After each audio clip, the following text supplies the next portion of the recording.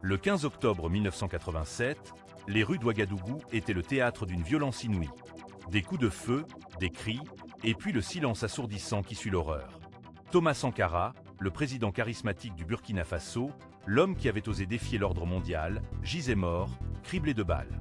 Ce n'était pas un simple assassinat, mais l'épilogue brutal d'une révolution fulgurante, une chute précipitée par une conjonction complexe de facteurs. Des inimitiés croissantes, des pressions externes impitoyables et, de manière tragique, certaines de ses propres décisions et inflexibilités. Comment cet homme intègre, adulé par son peuple et respecté par une partie du monde, a-t-il pu connaître une fin si abrupte et si violente? Ce documentaire ne se contentera pas de raconter l'histoire d'un héros africain. Il explorera les failles, les miscalculations et les contradictions qui ont jalonné les derniers jours de son règne, le conduisant inexorablement vers son destin fatal. Nous allons décortiquer les événements, les erreurs, les avertissements ignorés et les forces implacables qui ont convergé pour mettre fin à l'une des figures les plus emblématiques et controversées du continent. Né en 1949 dans l'actuel Burkina Faso, alors Haute-Volta, Thomas Isidore Noël Sankara grandit dans un contexte post-colonial où les promesses d'indépendance se heurtaient souvent aux dures réalités économiques et politiques. Son éducation, imprégnée de valeurs religieuses et républicaines, fut complétée par une formation militaire à Madagascar, où il fut exposé aux idées marxistes et aux mouvements révolutionnaires. Ce séjour formatif forgea en lui une conviction inébranlable que l'Afrique devait se libérer non seulement du joug colonial, mais aussi de l'emprise néocoloniale et des structures de domination économique.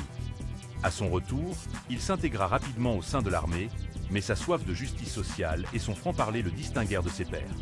Loin d'être un simple soldat, Sankara était un intellectuel, un musicien, un fervent lecteur et un orateur né.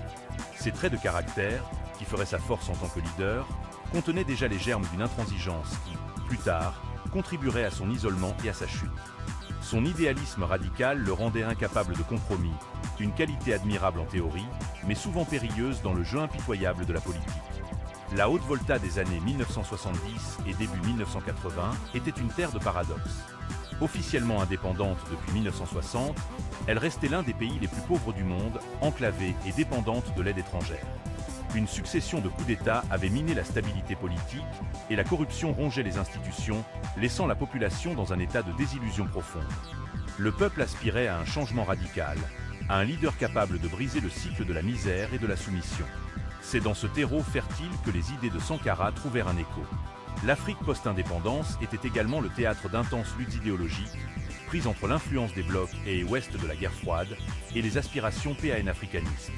Sankara, avec son discours anti-impérialiste et son appel à l'autodépendance, se positionnait comme une alternative audacieuse au modèle dominant.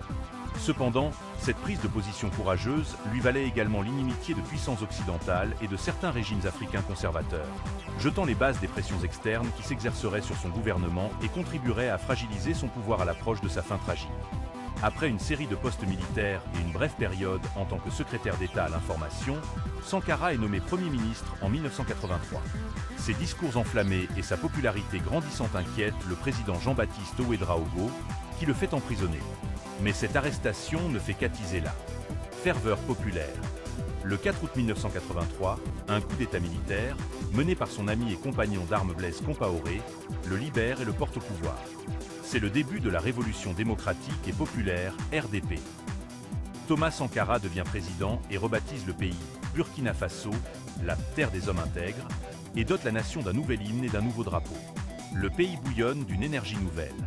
Cependant, cette accession rapide au pouvoir, si elle est saluée par une grande partie de la population, s'accompagne de décisions qui, à long terme, vont s'avérer problématiques.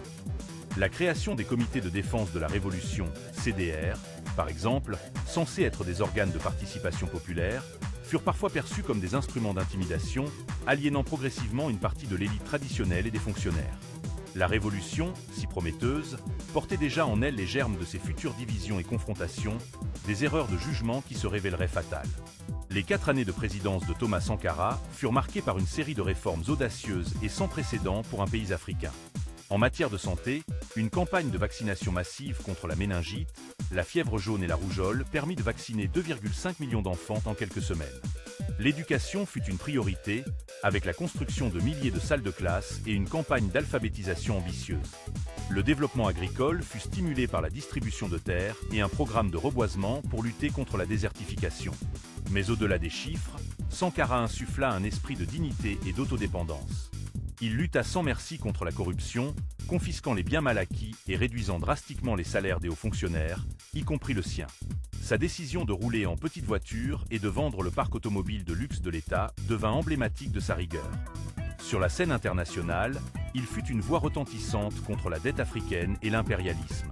Ses actions, bien que salutaires pour le peuple, aliénèrent de puissants intérêts, élites corrompues, colons occidentaux et même des nations voisines.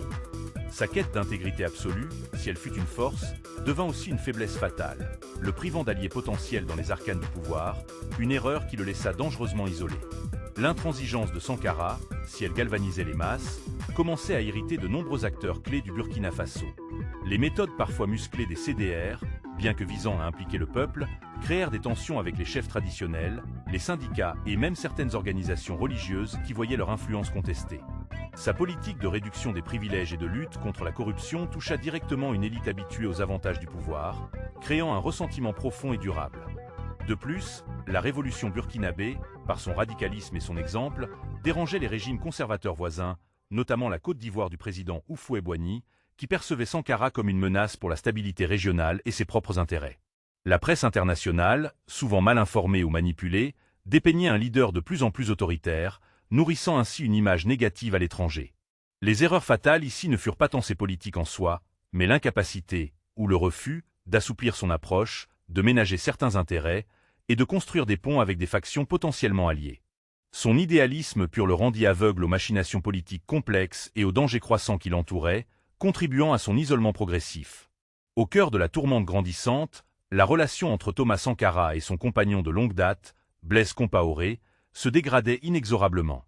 Ami d'enfance, bras droit et figure clé du coup d'État de 1983, Compaoré était un homme aux ambitions plus pragmatiques, moins idéologiques que Sankara.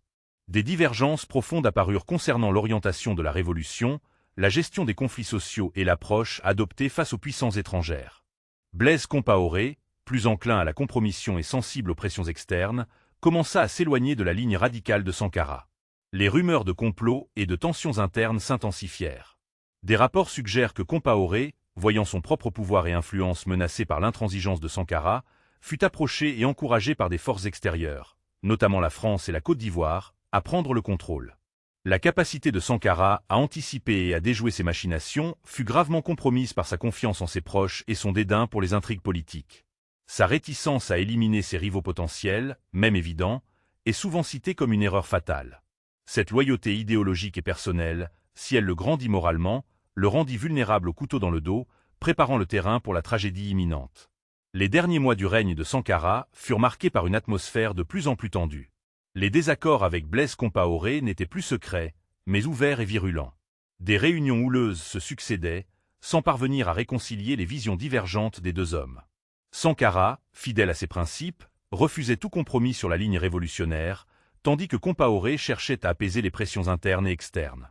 Le président Sankara, conscient des menaces qui pesaient sur lui, aurait reçu des avertissements de ses services de sécurité concernant un complot imminent, mais il aurait refusé de prendre des mesures drastiques contre Compaoré, arguant qu'il ne pouvait pas tuer son frère. C'est sans doute l'une de ses erreurs fatales les plus poignantes. Cette conviction inébranlable dans la justice de sa cause, combinée à une certaine naïveté politique et à une réticence à user de la force contre ses propres camarades, le laissa à découvert. Le 15 octobre 1987, alors qu'une réunion du Conseil national de la Révolution se tenait, des soldats fidèles à Compaoré prirent d'assaut la présidence. Sankara et 12 de ses compagnons furent exécutés sur place. Ce fut la fin brutale d'une vision, le dénouement tragique d'un chemin pavé d'idéalisme, mais aussi de failles humaines et politiques. La mort de Thomas Sankara fut un choc immense, non seulement pour le Burkina Faso, mais pour l'ensemble du continent africain et au-delà. Son assassinat mit fin à une expérience révolutionnaire unique, laissant un vide et une profonde blessure. Le régime de Blaise Compaoré qui suivit, marqué par 27 ans au pouvoir, s'éloigna progressivement des idéaux de la révolution démocratique et populaire, rétablissant les relations avec les anciennes puissances coloniales et intégrant le Burkina Faso dans les circuits économiques mondiaux d'une manière que Sankara avait toujours rejetée. Pourtant, malgré son absence physique, l'héritage de Sankara est resté vivace. Il est devenu un symbole de résistance, d'intégrité et de dignité africaine, inspirant de nouvelles générations de militants et de leaders. Son visage est omniprésent dans les manifestations pour la justice sociale et la souveraineté en Afrique. Cependant, la controverse sur sa gestion du pouvoir et ses erreurs potentielles persiste. L'ouverture d'un procès sur son assassinat en 2021 a ravivé la mémoire collective, cherchant à faire la lumière sur les circonstances de sa mort et à rendre justice. Sa vie et sa chute continuent de nous interroger sur la nature des révolutions, le prix de l'idéalisme et la complexité de l'exercice du pouvoir dans un monde aux multiples pressions. L'histoire de Thomas Sankara est celle d'un météore qui a traversé le ciel africain, laissant une traînée lumineuse mais Ascertainment brutalement. sa chute, aussi soudaine que sa montée au pouvoir, n'est pas simplement le résultat d'une trahison ou d'une conspiration extérieure. Elle est le produit complexe d'un idéalisme sans faille face à une réalité politique brutale, d'une intransigeance admirable mais potentiellement isolante, et d'une incapacité à naviguer les méandres du pouvoir avec la souplesse nécessaire. Ces « erreurs fatales » ne furent pas des faiblesses morales, mais plutôt les conséquences inattendues de ses plus grandes forces, sa pureté révolutionnaire et sa confiance en l'humanité, même face au danger. L'histoire de Sankara nous rappelle la fragilité des idéaux face à l'ambition humaine et l'impitoyable nature de la politique internationale. Elle pose des questions fondamentales. Peut-on changer le monde sans compromis? L'intégrité est-elle toujours une armure suffisante face au coup d'État? Son destin tragique est un avertissement, une source d'inspiration et un appel à la réflexion pour tous ceux qui aspirent à transformer leur société. Qu'en pensez-vous? Partagez vos réflexions en commentaire, abonnez-vous à la chaîne pour plus de récits historiques captivants, et n'oubliez pas de liker et de partager cette vidéo pour que l'histoire de Thomas Sankara continue d'éclairer les débats de notre temps.